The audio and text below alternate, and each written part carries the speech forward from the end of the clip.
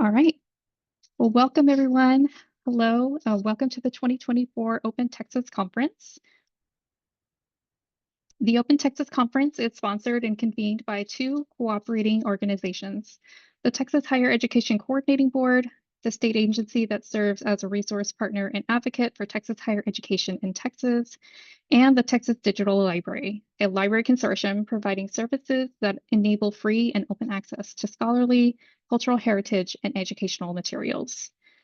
My name is Kate McNally Carter, and I am an open educational resources librarian with the University of Houston. I will serve as your moderator today. We welcome you to introduce yourself and ask questions in chat. Please feel free to turn on your webcam, but mute your mic unless you're speaking. Also, please be aware that we are recording the session today. Recorded sessions will be available within the conference attendee hub for 30 days. Following the 30 days, the recordings will be accessible through the Open Texas YouTube repository, and I'll add links to that in chat shortly. I'll also place a link in chat to the conference code of conduct for your information. Okay, so this session is entitled Building Sustainable OER Programs, Insights from Tarrant County College's Four-Dimension Approach. Thank you all for joining us today. I'm going to now turn it over to Dr. Arturo Ozuna to get us started. Arturo? Thank you, Kate. Let me share my screen now. 1 second here.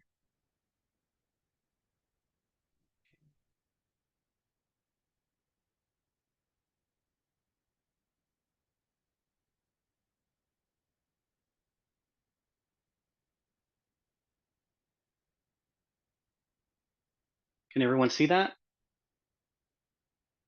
All right. Well, welcome to my session, Building Sustainable OER Programs, Insights from Tarrant County College's Four-Dimension Approach. My name is Arturo Ozuna. I am an e-learning instructional designer. I'm with Tarrant County College Connect campus. That's our online campus. I want to briefly talk a little bit about my background with OER. So I worked on a dissertation on OER. The dissertation looked at factors that contribute to a faculty member's decision to engage in OER development.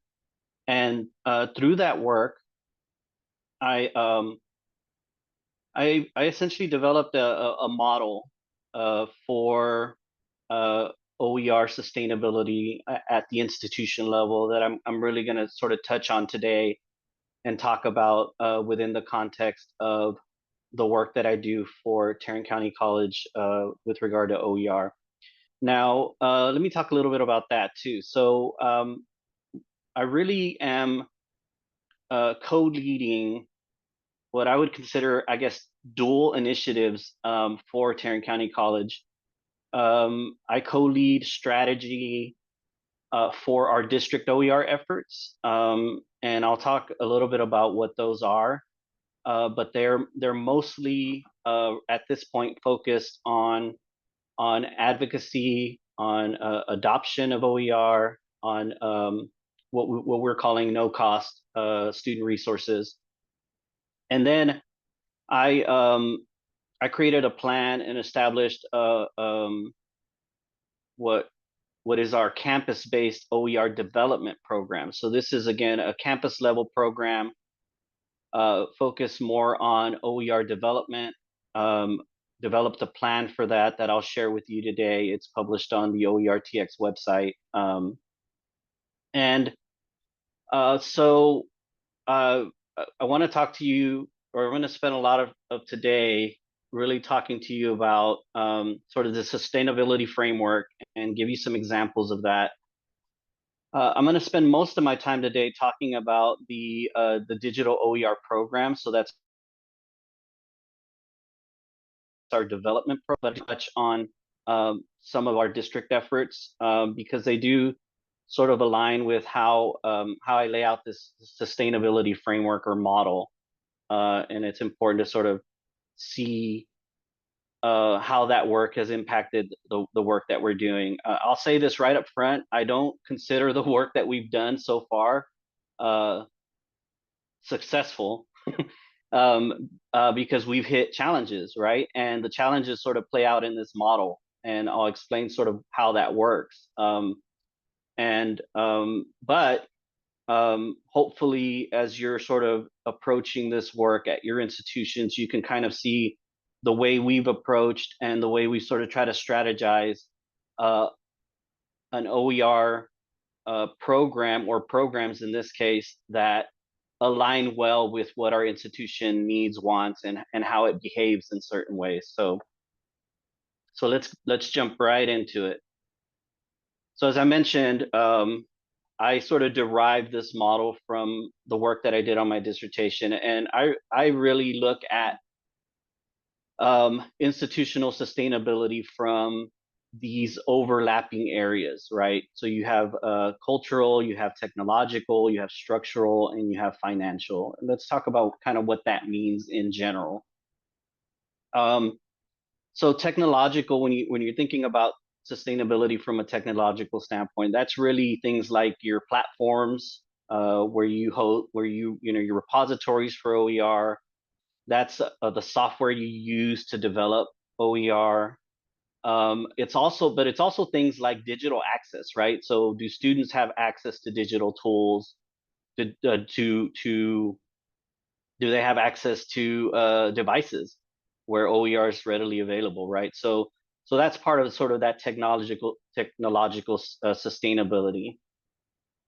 The most sort of clear one is financial, right? And really that's really your sources, right? It's your financial sources, your funding sources for OER development. I know some institutions are exploring sort of financial sources for adoption, and that's something we're doing as well. So it's sort of how you're incentivizing from a financial standpoint your OER programming. And then you have structural, and structural really is a lot of different things. It's your support systems, right? So like where are your OER advocates, and how are they supporting faculty, students, and others? It's all structural is also your policies, and those have a great impact depending on your institution. On incentivizing OER work. Um, but it's also the infrastructure beyond just your support systems. It's your structural kind of explains where things are coming from as well, right? So where not just the fact that you have funding, but where is funding coming from? Where are the messaging coming from about OER work? Is it coming from an office nobody's heard of, or is it coming from a provost office, right? So those are all sort of considerations when you think about sort of structural sustainability. And then last but not least, you have cultural, right? And cultural, or again, like the language you use to describe OER, the studies that you talk about when it's about the benefits of OER, um, the outreach efforts that you have, and also cultural is about sort of the perception of the value added of OER at your institution, right? And so cultural touches on a lot of these others. And what I want to say is these are really overlapping, right? So things that happen in technological really can impact financial, can impact cultural, can impact structural. And so there's this sort of ongoing strategy discussion that you need to be having at your institutions. And beyond that, there's also what I mentioned in my dissertation, which are sort of these legitimized behaviors that are tied to each area, right? So these behaviors can be a barrier, or they can be leveraged to sort of lend legitimacy to the work of OER. And so, I can give you an example of that. For example, sort of the tenure dilemma, which is for those of you who may not know, right? So there's institutions that don't know how to count OER work, right, as for tenure, and so um, there's obviously lots of guidance now around how you can structure that, but there are institutions that haven't addressed it, right? And so the sort of the tenure dilemma is a product of that sort of structural policy, right? That then creates a barrier in the cultural area, you know. Um, Another example is naming your funding source, right? It means something different when your funding source is coming from the chancellor's office or the provost's office than it does if it's coming from a support system like an instructional design group or even the library, right? It sort of means something different in an organization, right? So your structural component is having an effect on sort of your cultural component when it comes to sustainability. And these are all sort of important things to sort of consider. The other thing I'll say, and this has certainly played out at our institution, um, technology and financial sustainability are foundational to this work. You really don't get past you really don't get going unless you've addressed your technological infrastructure and your financial infrastructure. They're really foundational to this work, right? And so when you're thinking of, if your efforts are really trying to address cultural components, um, and you haven't addressed technological and financial, you're really gonna continue to hit a wall and continue to find barriers around that, right? So just something to think about as sort of you're thinking about this model. So let's kind of dive in a little bit deeper on some other sort. So I want you to sort of think about these um, legitimized behaviors, as I mentioned before, as potential opportunities or potential threats, right? So as I mentioned before, sometimes uh, they become opportunities and you leverage them. And sometimes they become threats and you have to manage them, right? You have to figure out ways to sort of manage them. And so here's sort of an example of an opportunity, right? So you may have funding for a platform, and the platform is one in which faculty are familiar with. So that's an opportunity that you can leverage, right? It's one less barrier that you have to get through as an institution when it comes to how you get your technology sustainability in order, right? Um, but a potential threat is, as I mentioned before, students may have limited access to devices, right? And so, as an institution, if you're pushing hard for OER adoption, and then students don't have, even if it's free, um, from a student cost standpoint, the resource is free. If they don't have a way to sort of regularly access it, then as an institution, are you really sort of providing you know a, a legitimate way for students to be able to use these resources, right? So something to sort of think about. This is an example. So then let's talk about financial, right? So um, you may have some, early on, I know some institutions have done this, right? So they've relied on sort of state grants, right? Opportunities to support OER development. And that's a great starting point. But if you're really trying to incorporate OER and sustain it, sort of, particularly development, sustain it beyond sort of one or two projects, um, a threat is that you at some point you do need to establish a more consistent funding source, right? And you know, like I said, I think a lot of institutions get their start with state funding, and they show what's possible, and then that next step is sort of figuring out strategically how do you you know how do you advocate for funding, institutional funding, beyond grants, right? And by the way, I'm open to questions. So if at any point you have questions, I'm happy to stop and address those. All right, so let's talk about the next, which is structural. So in the site that I looked at for my dissertation, there were opportunities where librarians were doing and assisting with this work. So there was already sort of workers in place structurally that were um, doing this work, right? And were assisting faculty, and that was great. Um, that was great in situations where librarians were very well embedded and established with relationships with faculty, right? It didn't work so great in situations where either librarians didn't have well established relationships with faculty, or it didn't, or um, another thing that would happen is if the the embedded librarians um, sort of took on the identity of those disciplines.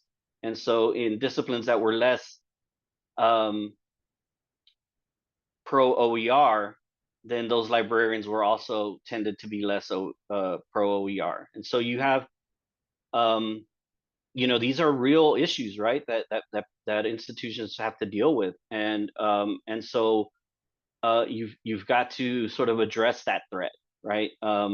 Which is a real threat. If you're embedded librarians who are supposed to be your support structure groups, aren't advocating for these resources, then they're not moving forward in those disciplines, right?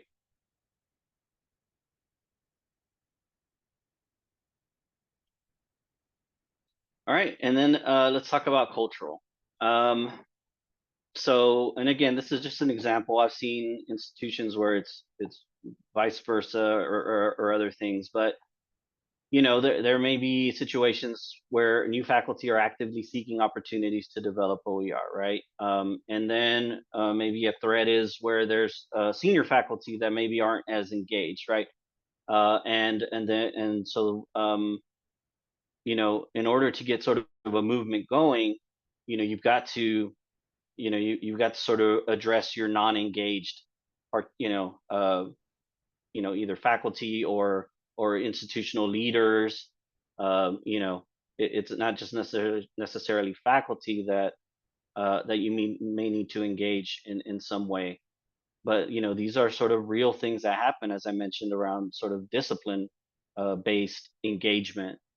you know um, we have at our institution a certain group of faculty that are very into OER, very into OER development, and then a group of faculty that aren't. And so I'll kind of discuss what that looks like at our institution, but certainly that's something that you need to think about as sort of you're thinking about how do you address, or how do you leverage opportunities, and then how do you address threats, right?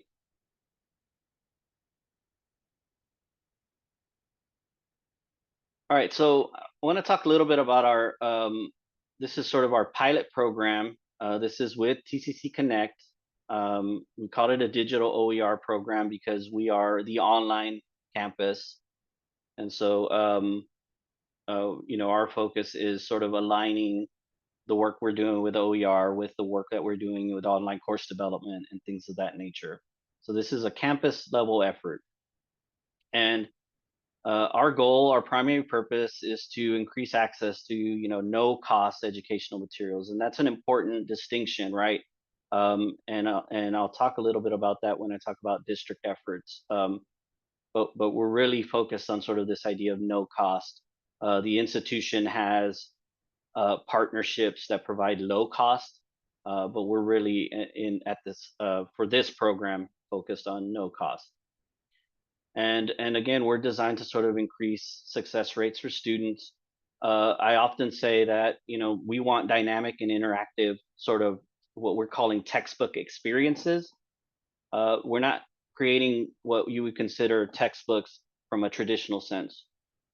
we're trying to create sort of a more interactive experience for students. Uh, and and and and that decision is strategic, but it also has had some consequences for us, right? And what we mean by dynamic and interactive is that we want to make OER engaging, interactive. We want to provide uh, you know different types of voices. In our pilot program, in our pilot project, we're really introducing this idea of student voice and how students are making meaning of the material, and we want to make our material accessible to all learners.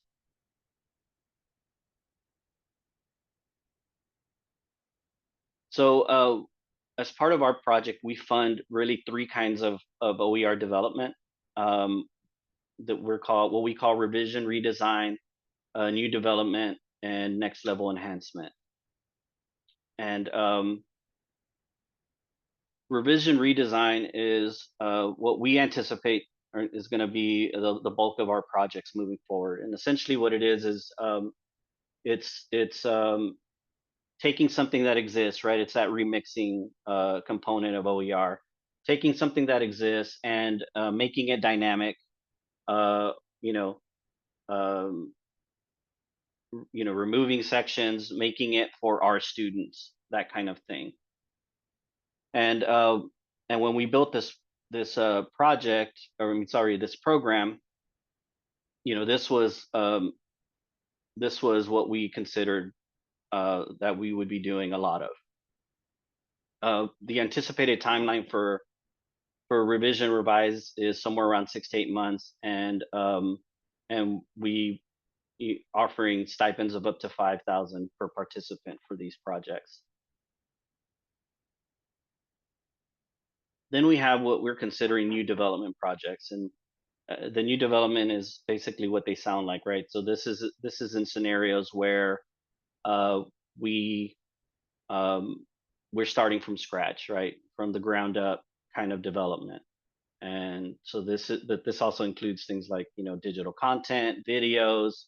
You know, the project that we're working on now that I mentioned as that it's our pilot, is doing a lot of podcasts, podcast type audio recordings, things of that nature, but also some of the related materials as well. So any kind of manuals or faculty guides and things of that nature. So our anticipated timeline for these types of projects are 10 to 12 months, and our institution is awarding up to $10,000 per participant for these types of projects. And then we wanted something that was sort of in between, right? Something that may not be a complete revision revise, but may not be a new development either.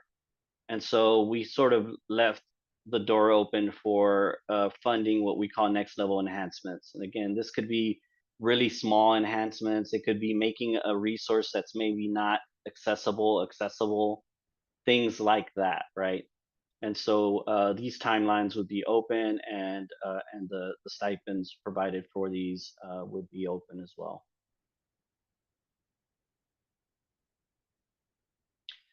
So I want to talk to you about. So we started this program in 2022, and the reason I say we're not successful is because we've hit some delays, right? But we have a plan, and it's a phased approach, and I want to kind of go through this phased approach. So our plan was sort of phase one. We would get through a pilot of a revision redesign. Now that quickly changed, and it became a new development, and that was part of sort of the way we learned about how we were managing this project. But our goal in phase one was to develop an infrastructure to manage this program and to assess its impact, right? So not just manage it, but to assess, to figure out what metrics were important for our institution, and to sort of manage that. The other part of this was that we were really wanting to promote OER adoption in partnership with other OER repositories, so like OER Commons, OpenStax, and we started having those conversations with them about, this is what we're doing, this is where we're going. and we started sort of that idea, and that's where we are in some aspects now.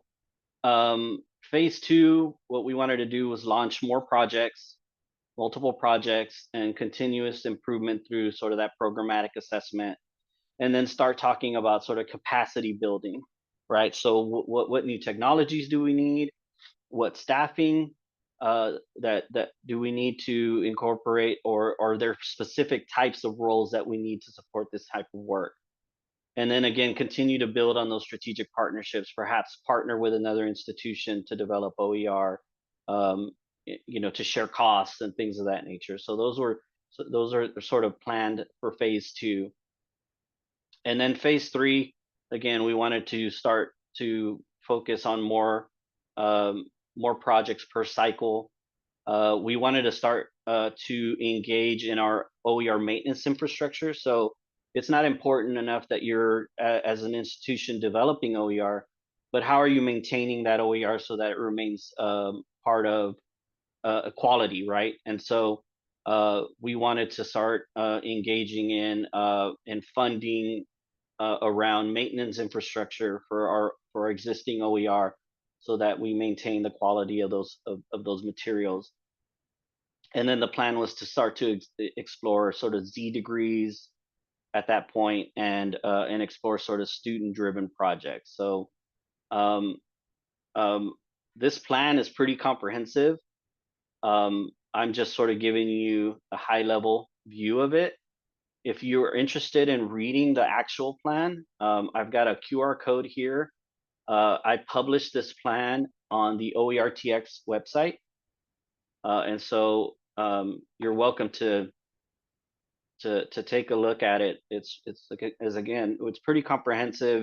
We talk about the different roles in the project, what rubrics we're using to assess, OER quality, things of that nature. So, and even the type of funding that we're doing and how much it's going to cost per phase, things of that nature. So I do welcome you to go and look at that if that's something you're interested in. If you're still thinking about planning at your institution, certainly that's something that's available to you. So as I mentioned before, we started this project 2 years ago, and the reason we started it at the campus level, as opposed to the district level, it was again very intentional. We were looking at our opportunities, right, as opposed to as opposed to some of our threats that we encountered.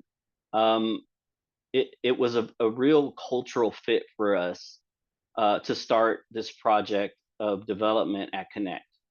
As you can see here, our Connect faculty are about 30% adoption rate for OER. The college, it's somewhere around 8%, right? 8 to 9%. It sort of fluctuates a little bit. And so culturally, like our faculty were already adopting OER in increasing rates. And so we felt like that was a good fit for us to sort of introduce this concept of development as opposed to just adoption.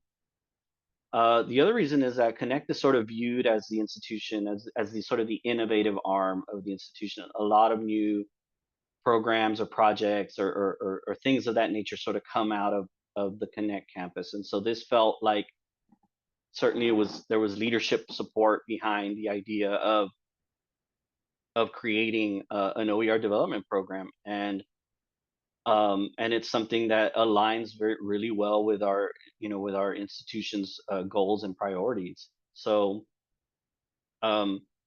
it just felt like from a cultural standpoint, this was great. We were moving forward. Again, when we started this, our campus had a lot of budgetary flexibility.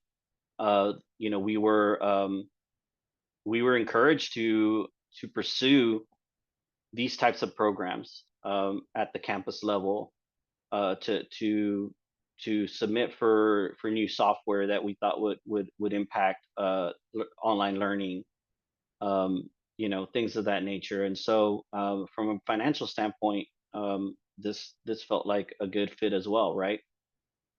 And then from a structural fit, um, well, we had my expertise. I just come off of finishing my dissertation, and I immersed myself in 3 years in OER, in all things OER, and certainly was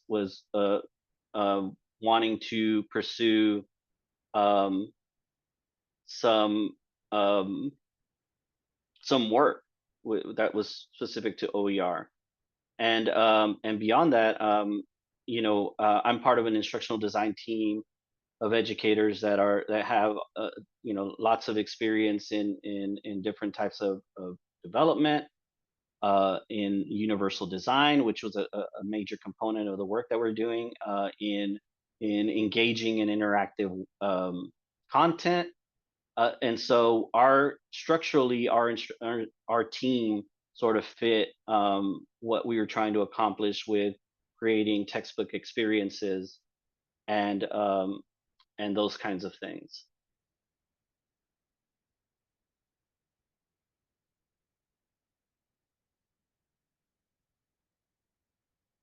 So let's talk about the challenges. So, as I mentioned before, technological sustainability is foundational, and we hit a wall with technological sustainability in the fact that we uh, have been delayed in our software acquisition process, right? So, the we're trying to get Pressbooks at our institution to sort of create these textbook experiences. We've not backed down from that, and so we were making progress, but it was very slow progress through this software acquisition process, which, by the way, is not a campus process; it's an institutional process, right? And so it just wasn't something that we anticipated, and it's delayed our progress. Um, you know, we could have at this point said we're going to just use a different kind of platform, or but those have implications on the type of experiences that we were trying to produce. And so we hit a huge wall with that. The other thing I'll say is that within that time frame, we've had some significant campus leadership changes. Um, our initial vice president for academic affairs, um, they were the initial sort of um, sponsors for this program, and in the past 2 years, we've had two new vice presidents, and that's had a huge impact on how on how we've approached the work moving forward at the campus level. Because and anytime we've had a new VP, we've had to go back in and sort of sell the project, right? And so we've had to do that over the past 2 years twice now, um, and and each time there are issues that we've had to address because of that, right? And and so that's had an impact on what our work may look like moving forward at the campus level, right? Um, and then we've also had some changes in our budget. So our campus investments at this point aren't as flexible as they were 2 years ago when we started this project, right?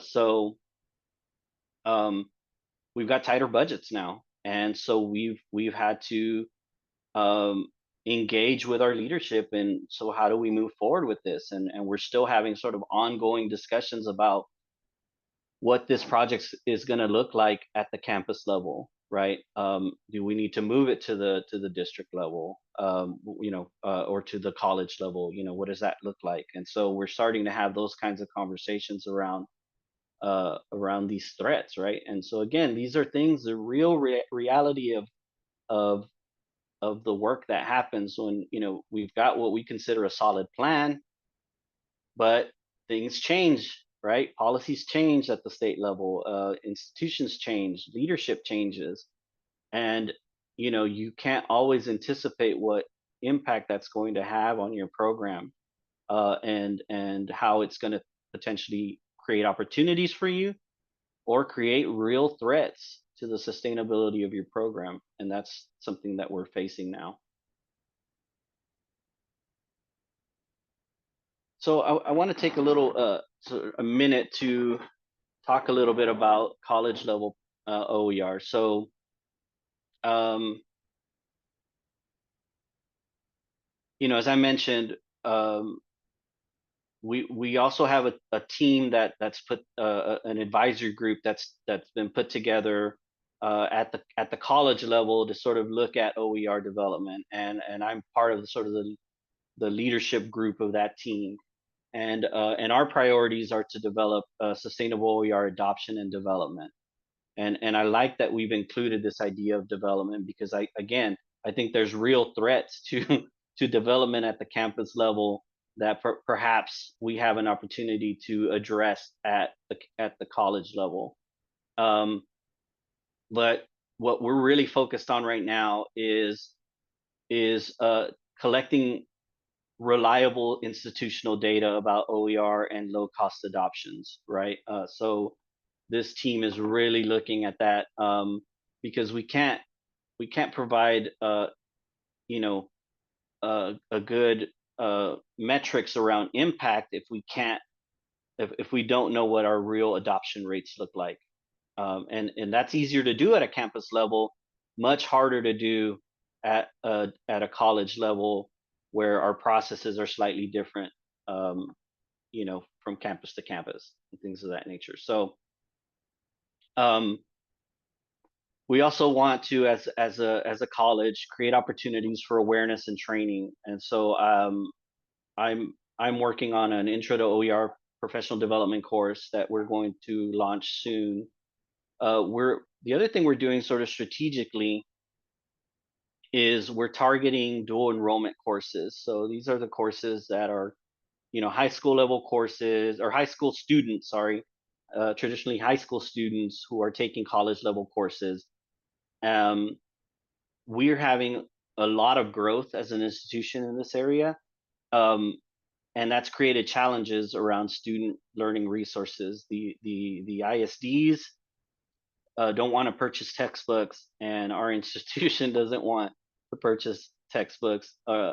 And certainly neither of us want students to have to purchase these textbooks. And so we're trying to sort of fill a need there, by saying, is there a viable OER in these types of courses that we can, and working with our faculty groups that sort of choose student learning resources to address it in their meetings around sort of picking and selecting OER that we could use as, for these courses. And then of course we still are interested in creating a TCC branded repository. We're looking at OERTX for everything that's not a textbook, and then press books for everything that is. And that's sort of the way we're kind of thinking about that. So again, this is technological, structural, right? When you're thinking about what these priorities are. And then we're exploring incentives for faculty to create and adapt OER at a college level. Now, we haven't explored this very far, but this is something that we've made a priority as part of the work that we're doing this year. And then we want to start working on our marketing campaign around um, how we market the value of OER. And what I can say is that, just again, based on the work that I've done in my dissertation and beyond, um, we are going to message different based on who we're targeting, right? So the messaging is going to look different to students than it will to staff or faculty, than it will to administrators. And the metrics that we provide and those kinds of things, we know are going to be different, and that's and it's intentional. We're going to really look at targeting and the messaging and that kind of thing when we're talking about our marketing campaign. So So just a couple of priorities and things of that nature. Now, I haven't had a chance to look in the chat, so I don't know if there are any questions. We don't have any questions at the moment. Okay, excellent. Yeah. So I think that's everything that I have prepared for you today. I am open for questions. Um, I do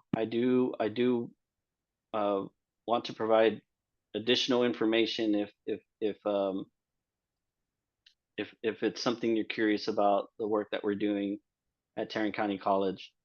I know I've thrown a lot at you as far as the the sustainability framework, but I would treat it honestly. I would treat it almost like a SWOT analysis as an institution, and just go through each area and identify opportunities and identify threats, and then your action plan really comes off of that, right? It really you're either leveraging opportunities or you're managing threats, and that could be a really great sort of starting point for how how you address this moving forward.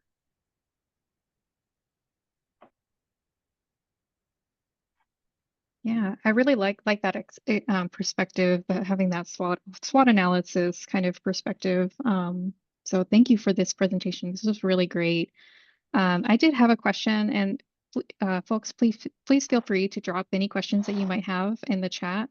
But just to get us started, I did have a question regarding the expectations for the grants that you have outlined in terms of a Creative Commons license or any kind of open license requirement.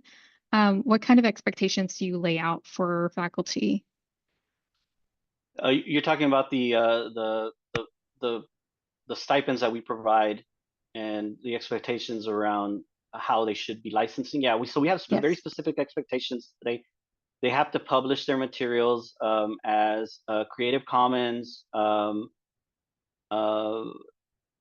I want to say it's Creative Commons non-commercial, I think is what it is, or actually it's just I think it's just attribution. And so certainly they can be attributed for the work that they've created, but the requirements for the stipend is that they have to license them that way, and also that they have to sort of adopt them in their own courses. I think is something that we've established as part of that process as well. Yeah. Is there a specific time frame for them to adopt, a required time frame for them to adopt it? Um, I think we said within the first 2 years or something. I think that's outlined in the plan. It's somewhere around like the first 2 years. We want them sort of adopting it. Um, um, and and and so again, and we'd love to be able to get there, right? Once we establish this first one and get this first pilot project complete, um, our goal is to fund more, and we hope that becomes a problem for us. you know, I mentioned this in another session, but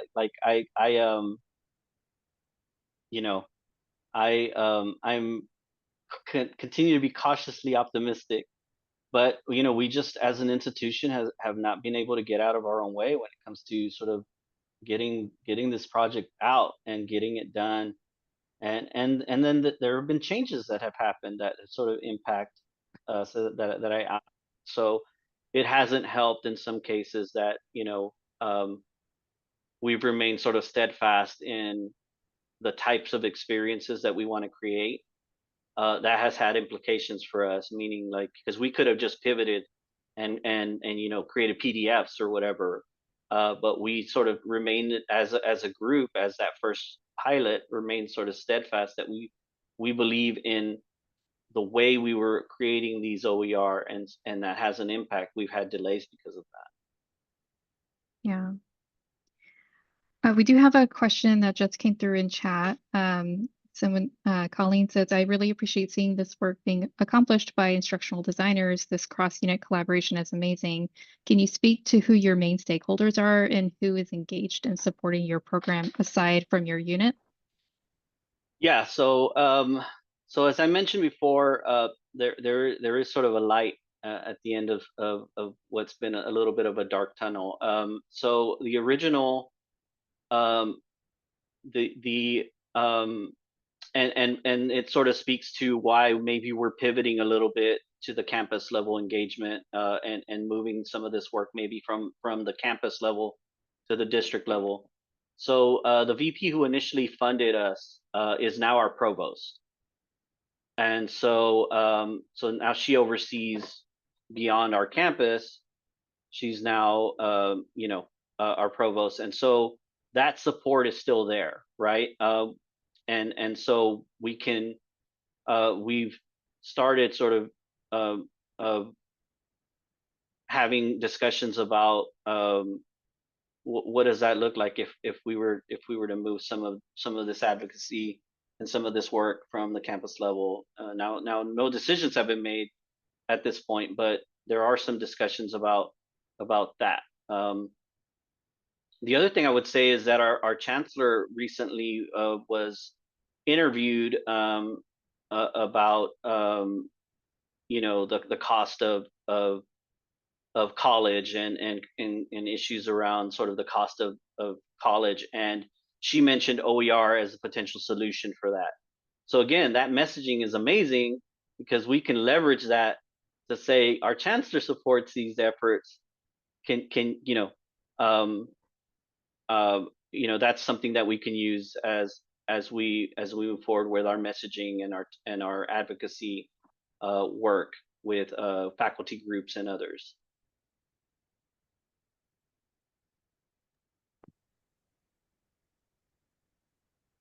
Yeah, that's really valuable to have those advocates at the top for sure.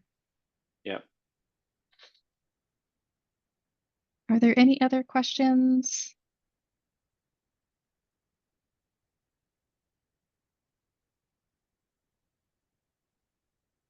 All right. Yeah, and I agree with more professional development is needed, absolutely. And part of what we so OERTX, there's a professional development modules there in OERTX that were published by the Higher Education Coordinating Board by that team, and we took sort of derived our training from that program, and we're offering it in our Canvas learning management system, and we're going to give faculty credit for it, and we're going to make it part of what we do for our online certification program as well. Um, so yeah, we're even incentivizing training. Uh, you know, uh, in some of the interviews that I had with faculty during my dissertation, some of them, before they went 2 feet in with OER development, they had never heard about it. Two months before, they hadn't even heard of OER, and so they went from just barely hearing about it to being sort of all in. And so if you can have sort of those breakthrough moments at your institution, it's just about keeping it in front. I always say that this work is it's not done until it feels like the part of the way the institution does business, right? It almost feels like it's background. Um, uh, it's not done until it's background, until it's just what we do, uh, and until it's what we do as an institution, then it's not over, right? The fight's not over. So keep fighting the fight. What I say.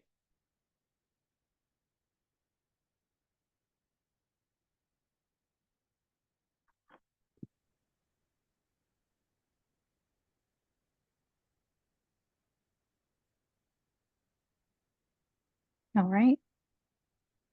Well, I think that we'll probably go ahead and end it there since it doesn't seem that there are any other questions coming through chat. So thank you so much, Arturo, for your presentation. This was really valuable and just a very interesting perspective to hear. Thank you all so much for joining us. We'll have a little bit of a break, so please come back at about 1:30. We have sessions starting again. So enjoy your lunch and thank you so much. Thank you. So Jonathan had a question. The subject areas that are represented in our committee at the college level are kinesiology, English, and then we have a dean of learning commons, and then there's one other, maybe government, I think is another. Yeah, so those are the groups that right now that are represented in our smaller core unit, and then there are other faculty from other disciplines in our sort of bigger advisory committee.